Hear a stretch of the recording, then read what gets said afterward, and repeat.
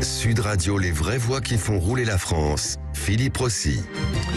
Bonsoir à vous. Chaque jeudi soir, Sud Radio roule jusqu'à 20h avec Mobilité TV. Une fois de plus ce soir, nous allons débattre avec vous autour de la voiture et de la mobilité. Je vous présente tout de suite les vraies voix, les experts qui m'accompagnent ce soir. Vincent Salimon, président de BMW Group France. Bonsoir. Bonsoir Philippe Rossi. Bienvenue sur Sud Radio. Bonsoir à vous.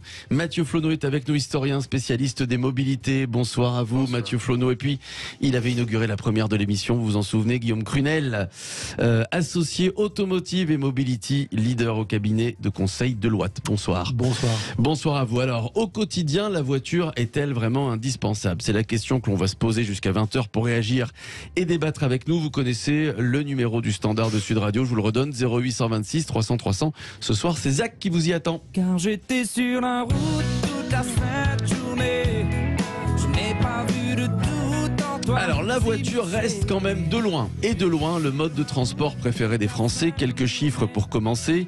Selon une enquête Ipsos, près de 9 Français sur 10 utilisent leur voiture régulièrement. Mais au quotidien, comment ça se passe? 43% des urbains utilisent chaque jour la voiture pour aller au travail. Et évidemment, en zone rurale, ils sont plus, 74%. L'INSEE donne d'ailleurs à peu près les mêmes chiffres.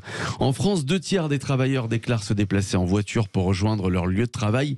16% prennent les transports en commun, 6% ont recours à la marche, 2% au vélo.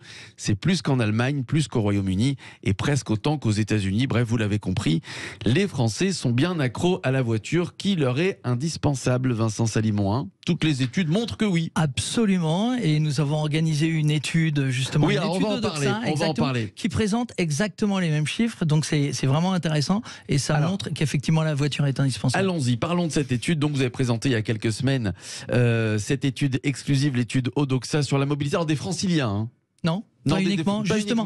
En fait, le principe est tout simple, c'est que on a voulu, quand on parle de mobilité, souvent on travaille en silo. En fait, les constructeurs travaillent dans leur coin, les pouvoirs publics dans le. Nous, on a voulu réunir tout le monde et surtout écouter les usagers. D'abord les Franciliens, c'était l'année dernière. C'est une étude que vous pouvez retrouver sur internet, Français et mobilité, un livre blanc en fait qu'on a sorti sur l'évolution de la mobilité. Et là, on a voulu vraiment découvrir le vrai visage de la mobilité dans les territoires. Donc, on a été en province. Alors, pour ce qui est des Franciliens, par exemple, donc celui de l'année dernière, 8 sondés sur 10 utilisent, selon les occasions, à la fois leur voiture, le bus, le tram, le RER ou encore le métro, mais globalement, on peut le dire, ils utilisent leur voiture. Tiens, à Paris et dans d'autres grandes villes d'ailleurs, hein, j'imagine que c'est la même chose, le nombre d'utilisateurs de trottinettes électriques a été multiplié par 4 à Paris en 2 ans, confirmé. Tout à fait. Bon, très bien. Je sais que c'est pas vous, Mathieu Flonneau, parce que je sais que vous n'êtes pas très trottinette électrique. Je me trompe. J'en fais. Ah bon, d'accord. Mais je n'aime pas, mais j'en fais. Ah d'accord. Vous êtes obligé d'en faire. Comment ça se passe, Vincent Salimon, alors dans les zones rurales justement, dans les territoires, les autres territoires? Globalement, dans les territoires, vous l'avez dit tout à l'heure, 90% des Français utilisent leur voiture très régulièrement, et c'est plus d'un Français sur deux qui l'utilise au quotidien. Et c'est vrai que globalement, en ville, en général, le transport est plutôt bien organisé. Et nos études ont montré que à Strasbourg, à Lyon, à Toulouse, à Lille, effectivement, et on verra les résultats, globalement le transport en commun est bien organisé. Par contre, sur Paris, c'est un petit peu plus compliqué, c'est sensiblement plus compliqué, et on l'a vu tout à l'heure. Et là, il faut des solutions multimodales. Mais en revanche, en province, vous le disiez, la voiture est indispensable, donc il est important de pouvoir apporter la solution, mais apporter la solution d'une mobilité responsable, d'une mobilité qui correspond aux besoins de chacun. Donc ça peut être une mobilité électrique, de l'hybride rechargeable, une motorisation qui correspond à l'usage de chacun. C'est pour ça, Guillaume Crunel, par exemple, quand on entend des politiques qui nous font un peu la leçon et nous disent qu'il faudrait un peu se passer de la voiture. Alors nous, par exemple, ceux qui habitent les grandes villes ou Paris, peuvent comprendre en prenant par exemple le bus ou le tram, mais comme le disait Vincent Salimon, dans les zones rurales, c'est impossible. Je pense que quand on parle de... Il faut la voiture. Il faut la voiture, et puis il faut aussi, quand on parle de la France n'est pas unique, c'est pas une seule situation, il y a plein de situations différentes. Enfin, ce qu'il faut voir, c'est que globalement, quand vous regardez le territoire français, il y a 54% du territoire français qui a une part modale des transports en commun, donc une offre alternative à la voiture qui est inférieure à 4%, c'est-à-dire, grosso modo, l'offre de transport public que vous avez dans le Kansas, donc, qui est grosso modo un pays dit de voiture. Donc la voiture, aujourd'hui, il y a un peuple de la voiture, il y a tout un espace français Français important pour lequel la voiture apporte des solutions. Ça a toujours été le cas, ça continue à l'être. Après, il y a d'autres France. Il y a une France urbaine, il y a une France périphérique, avec d'autres modes de transport. Et là, comme l'a dit Vincent, le souci est souvent plutôt de créer les conditions d'une intermodalité, d'une fluidité entre les modes de transport existants pour créer un complément pertinent à la voiture. Alors la voiture, on l'a vu, bon, évidemment essentielle pour aller au travail. Essentiel aussi, c'est un vecteur de lien économique avec le travail. Et Mathieu Flonneau, c'est un vecteur aussi de lien social, la voiture. Bah oui, c'est un héritage, c'est un sentier de dépendance qui conduit aujourd'hui effectivement à la rendre indispensable. Depuis des années, on a tout fait pour que la voiture soit indispensable. Bien dans le micro, bien dans le micro. On a tout fait. Non, les Français ont aussi fait ce choix. Et donc là, il faut aussi introduire la nuance des usagers. C'est-à-dire que parler d'un tout automobile est complètement abstrait. Il y a un tout automobiliste, effectivement. Ouais. Et là, réfléchir à la manière dont les Français ont désiré, ont eu les moyens d'acquérir cette voiture, en ont fait un projet de vie, un projet familial éventuellement, qui était associé, parce que le grand dossier qui est d'adosser, c'est évidemment le logement.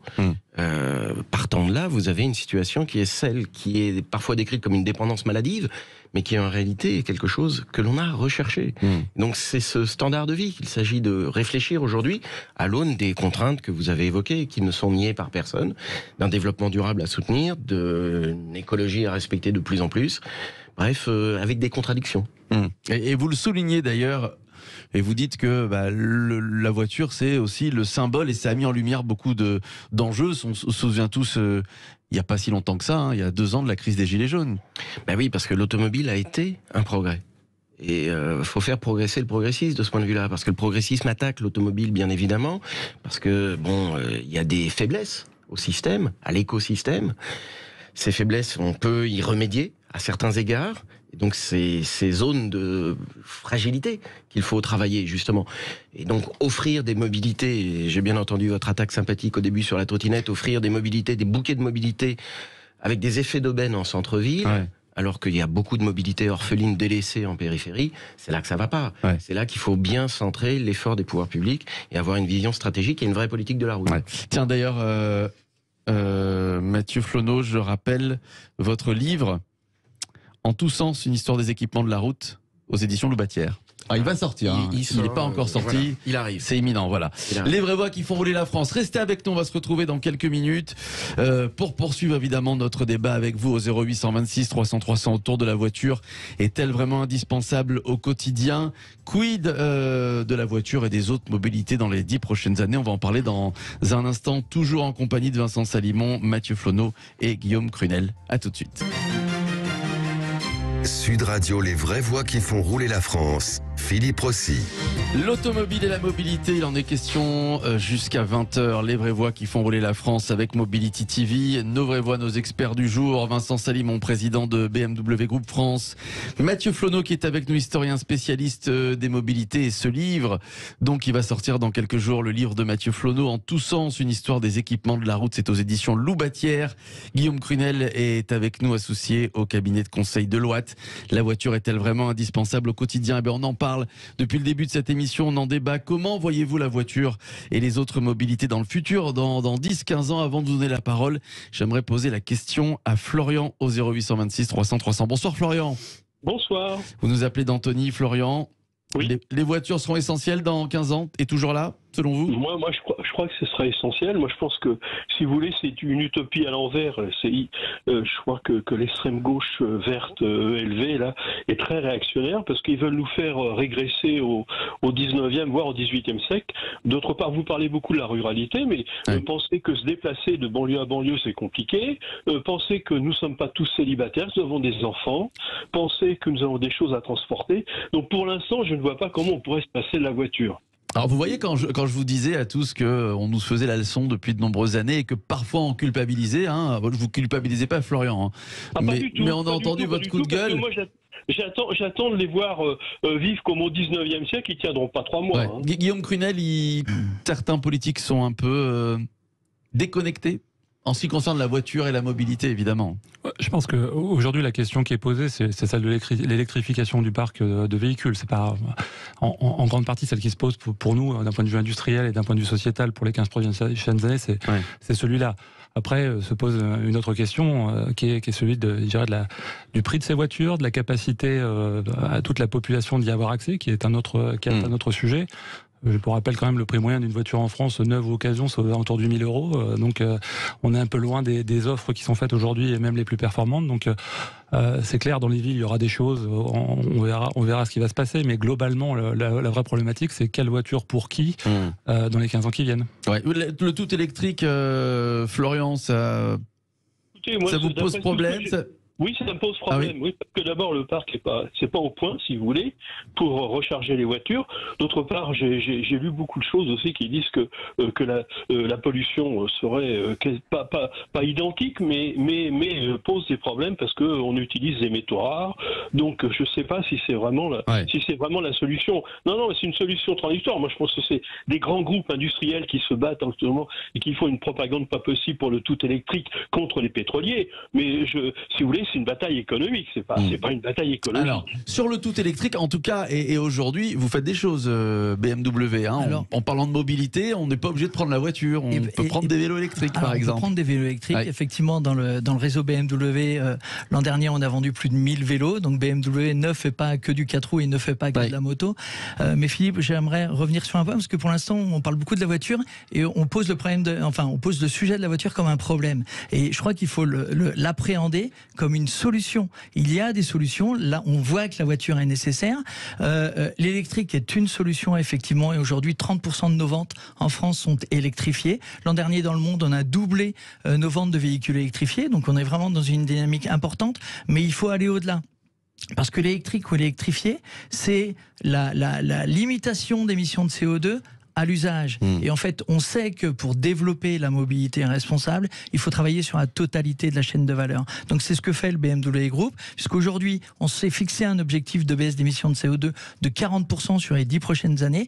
Et ça, on va le faire non pas uniquement à l'usage, oui, on va le faire aussi à l'usage, mais surtout sur la totalité de la chaîne de valeur. Et Florian, votre auditeur, abordait un sujet important.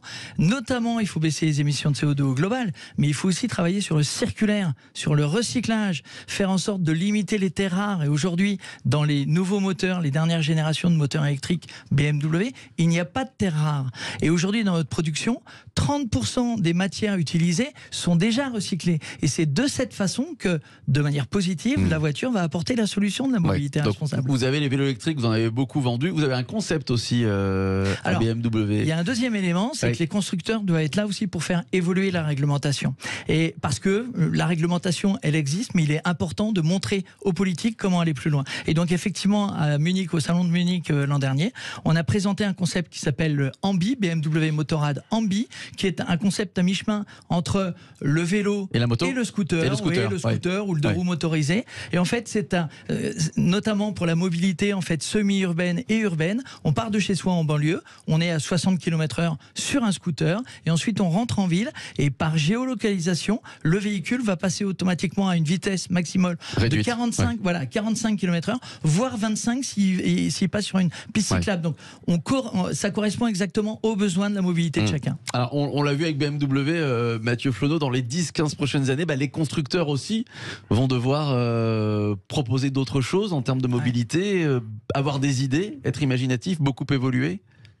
Ils le sont, évidemment. Ils ont déjà témoigné de vraies capacités de résilience par le passé. C'est-à-dire que des crises, l'automobile en a connu. Simplement, là, c'est quand même une crise aussi qui touche tout l'écosystème et qui touche aussi les capacités d'achat. Ça a été souligné. Le prix d'un véhicule neuf et les capacités d'achat des ménages sont aujourd'hui décalés, et l'effondrement des ventes de véhicules neufs est quand même très très préoccupante. Alors qu'après il y ait des constructeurs, et BMW, c'est pas du tout faire une insulte ou une injure à la marque, c'est un constructeur exceptionnel, premium, et donc là il y aura de toute façon toujours une forme de clientèle et d'offres et de demande pour ce type de véhicule. c'est plus délicat pour des constructeurs qui s'avouent généralistes dès le début. Et un constructeur comme Stellantis, c'est peut-être le plus courageux à avoir affronté cette transition qui est imposée en quelque sorte. Et Carlos Tavares a dit tout simplement qu'il y avait un vrai risque social à cette transition présentée aujourd'hui vraiment comme très brutale et qui n'est pas économiquement soutenable. Pas soutenable par les ménages, pas soutenable par les territoires. Et les embouteillages aux bornes de recharge commencent à apparaître. Donc il y a quand même des éléments là de stratégie qu'il s'agit de reposer. Parce que l'automobilisme est un universalisme, c'est-à-dire qu'il faut chercher à couvrir vraiment tous les territoires, tous les usages, parce que la voiture individuelle ou le scooter ne couvre que très peu des usages de l'automobilisme contemporain. C'est plutôt la camionnette, c'est plutôt le camion. Et donc là, il y a des sujets logistiques lourds derrière, des sujets de filière, des sujets industriels. Guillaume Crunel, on a été trop rapide ? Moi, j'ai pas l'impression que non, mais est-ce qu'on a été trop rapide à ce passage au tout électrique faut quand même admettre que ce qu'on a. Il a raison, Mathieu Flonneau. Les Français trouvent ça brutal. Je pense que tout le monde trouve ça rapide, tout au moins. C'est-à-dire, on demande à une industrie de faire en 15 ans plus de transition qu'il n'a fait en un siècle. Bon, c'est quand même assez intéressant. Puis ce qui est intéressant aussi, c'est qu'on va imposer une technologie par la réglementation et pas par la supériorité des usages ou de la technologie.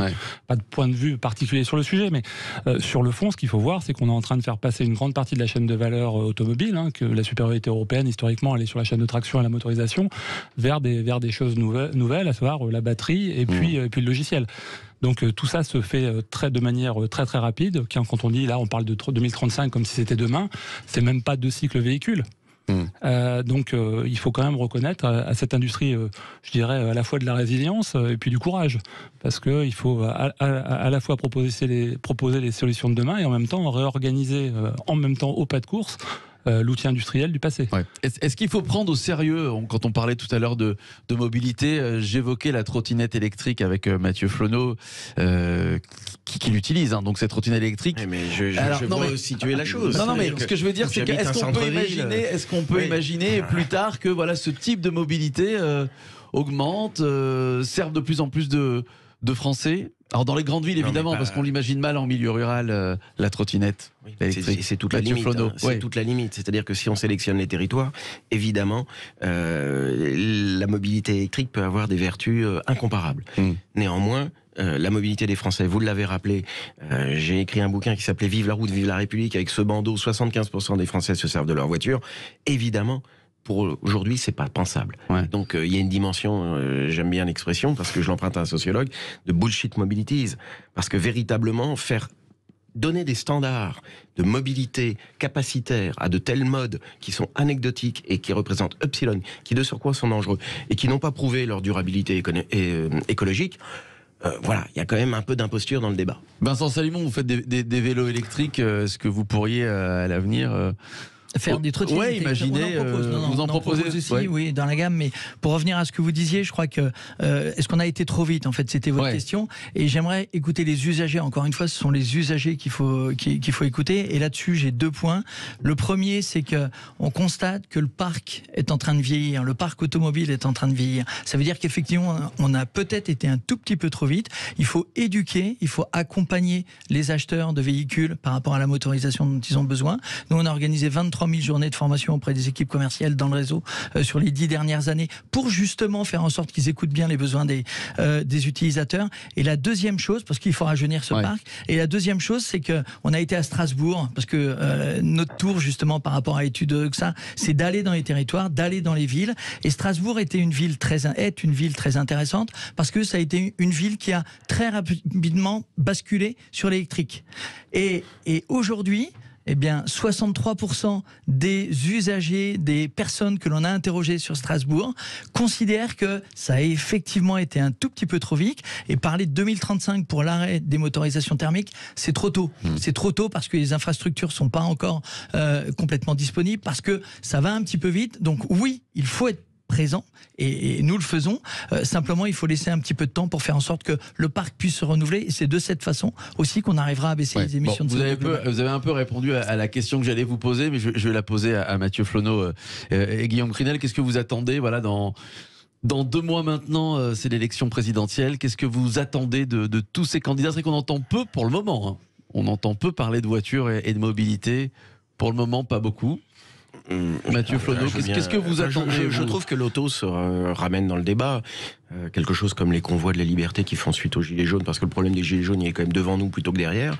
Je pense que la position, de toute façon, l'industrie automobile va leur demander de prendre une position. Et la position, elle est très claire. La question va être simple. Souhaitez-vous qu'il y ait toujours une filière industrielle automobile française, avec les réglementations européennes, mais françaises, à l'horizon de 10 ans? Parce que c'est ça, le rythme de la transition. Là, c'est 10 ans. C'est-à-dire que si le tournant n'est pas pris, les constructeurs vont disparaître. Et c'est possible que des constructeurs disparaissent. Des pays extrêmement vertueux en termes écologiques ont fait disparaître leur industrie nationale. La Grande-Bretagne. Voilà. Donc ça existe. C'est un risque pour la filière française. Guillaume? Je vais revenir sur ce. Je suis d'accord avec ce qu'a dit Mathieu. De manière claire, la voiture demain, il faudra qu'elle soit abordable, compétitive, et elle sera principalement autour de, je dirais, la batterie, donc la chimie, et le pilotage vers le software. La chimie et le software, c'est pas vraiment des choses sur lesquelles on a fait des priorités en France au cours des 40 dernières années. Si on veut que notre industrie automobile reste ce qu'elle est, à la place qu'elle est, et le rayonnement qu'elle est, c'est des choses sur lesquelles il faudra avoir des politiques nationales et un vrai désir d'investissement sur le long terme. Très bien. Merci à Florian Antien d'Antony qui a donné son avis, qui a débattu avec nous au 0826 300 300. Ne bougez pas. On va se retrouver pour la dernière partie de l'émission Les vraies voix qui font rouler la France. On revient dans quelques minutes avec Olivier Binet qui va nous rejoindre, cofondateur de Caros. C'est une application de covoiturage. On va revenir sur ce phénomène de covoiturage. De plus en plus de Français y ont recours. Restez avec nous, on revient dans une poignée de minutes. À tout de suite. Sud Radio, les vraies voix qui font rouler la France. Philippe Rossi. Avec Mobilité TV et jusqu'à 20h, les vraies voix qui font rouler la France sur Sud Radio avec Vincent Salimon, président de BMW Group France. Mathieu Flonneau, historien spécialiste des mobilités. Ce livre qui va sortir incessamment sous peu dans quelques jours. Le livre de Mathieu Flonneau en tous sens, une histoire des équipements de la route aux éditions Loubatière. Guillaume Crunel est avec nous, associé au cabinet Deloitte. Et Olivier Binet nous a rejoint. Bonsoir. Bonsoir. Bonsoir Olivier Binet, cofondateur de Caros. C'est une application de covoiturage. Les Français de plus en plus adeptes du covoiturage. Ça a un petit peu changé avec la crise sanitaire. On va y revenir avec vous. Présentez-nous Caros, Olivier Binet. Caros, c'est une application de covoiturage spécialisée sur les trajets de domicile-travail, avec à peu près 500 000 covoitureurs aujourd'hui en France, et qui permet d'économiser assez simplement à peu près 100 € sur son budget automobile chaque mois, sans être obligé de covoiturer tous les matins et tous les soirs avec la même personne, mais plutôt en ayant la flexibilité, un peu comme un transport public, de pouvoir finalement covoiturer avec vous ce soir à 17h30 ou avec quelqu'un d'autre demain à 18h15. Alors, ça fait combien de temps que vous avez créé Caros? Caros existe depuis maintenant 7 ans. On travaille avec une quinzaine de collectivités locales, puisqu'on développe vraiment une solution complémentaire du transport public comme un opérateur de transport, et avec une grosse centaine d'entreprises privées et publiques qui cherchent à optimiser la mobilité de leurs collaborateurs. Selon vous, qu'est-ce qui a fait que de plus en plus de Français ont, avant le Covid, on reviendra avec cette crise sanitaire, ce qui a un petit peu changé, que ces Français se sont intéressés au covoiturage, ils ont eu de plus en plus recours. Pendant les grèves, évidemment, c'était une formidable promotion pour Caros, mais aussi toutes les autres applications de covoiturage. Vos invités l'ont beaucoup dit, on a 7 Français sur 10 à peu près pour qui la voiture est indispensable chaque jour, donc il faut leur trouver des solutions. Je pense que le covoiturage sur les trajets de domicile-travail s'est beaucoup développé ces dernières années parce que la technologie tout simplement n'existait pas il y a encore quelques années. Avec des smartphones dans toutes les poches, aujourd'hui on est capable de comprendre très précisément par où les gens passent, leurs itinéraires, leurs horaires, la complexité de leur vie, et leur trouver des solutions qui sont sur mesure par rapport à leurs problématiques, et qui permettent d'éviter un petit peu le travers et les idées reçues d'ailleurs qu'on a sur le covoiturage historiquement, qui consiste à finalement faire une sorte d'équipage de covoiturage avec quelqu'un qu'on a pu trouver et avec qui on serait obligé de covoiturer chaque jour à la même heure avec la même personne. C'est plus du tout le covoiturage aujourd'hui sur les trajets domicile-travail. On fait ça quasiment de manière aussi simple qu'on prend un bus. Il faut juste s'y prendre quelques minutes à l'avance, appuyer sur un bouton pour réserver. Donc cette flexibilité qu'on a grâce à la technologie aujourd'hui fait que on invente quelque chose de radicalement nouveau. Et voilà. Et après, derrière, évidemment, le besoin croissant de mobilité abordable. Vos invités l'ont dit aussi. Quand la voiture coûte 5 à 6 000 € par an et quand on voit le prix du carburant qui ne cesse d'augmenter, on cherche évidemment des solutions pour mutualiser ces coûts. Vincent Salimon, ça vous fait concurrence, ça, le covoiturage pour les constructeurs une solution en plus qui éliminerait la voiture voilà, on peut imaginer que certains abandonnent leur voiture parce qu'ils ont des moyens de covoiturage, par exemple. On l'a dit depuis le début, en fait, il n'y a pas vraiment d'éléments qui suppriment la voiture. Et il n'y a pas de concurrence, parce que moi, je pars du principe que la mobilité la plus responsable, la plus durable, déjà, c'est celle qu'on ne fait pas. Et ensuite, quand on peut aller quelque part à pied, il faut le faire. Quand on peut prendre le vélo, il faut le faire. Quand on peut faire de l'autopartage ou du car sharing, absolument aucun souci. D'ailleurs, je l'ai favorisé dans mon entreprise en tant que constructeur automobile avec une autre start-up que je ne vais pas citer, mais on l'a proposé aux collaborateurs parce que si on peut partager, eh bien, profitons-en simplement. Et on l'a dit depuis le début et les chiffres le montrent, l'automobile répond quand même à un besoin qui est nécessaire dans certains usages et pour lesquels il n'y a pas d'autre solution aujourd'hui. Ouais. Olivier Binet, qu'est-ce qui a changé avec la crise du Covid? Parce qu'on a fait énormément de télétravail, on est beaucoup resté chez nous depuis 2 ans. Ouais. Mais en fait, on s'aperçoit que le télétravail favorise les alternatives en fait, à l'autosolisme et au trajet du quotidien, on va dire, de manière répétée. Ça ouvre les esprits. On avait fait une étude il y a maintenant 4 ans auprès de notre population d'utilisateurs. On s'était aperçu que le covoiturage, le télétravail était beaucoup plus répandu que dans la population générale, ce qui est finalement pas très étonnant. C'est-à-dire que quand on covoiture, quand on fait du vélo électrique, quand on fait de l'autopartage, on a tendance aussi à télétravailler parce que finalement on est dans une flexibilité par rapport à sa semaine. Donc nous on est assez convaincus que évidemment le Covid dans ses impacts sur le manque de mobilité, l'ensemble des contraintes qu'on a pu avoir par rapport à un télétravail qui était imposé, etc., a eu un impact, évidemment.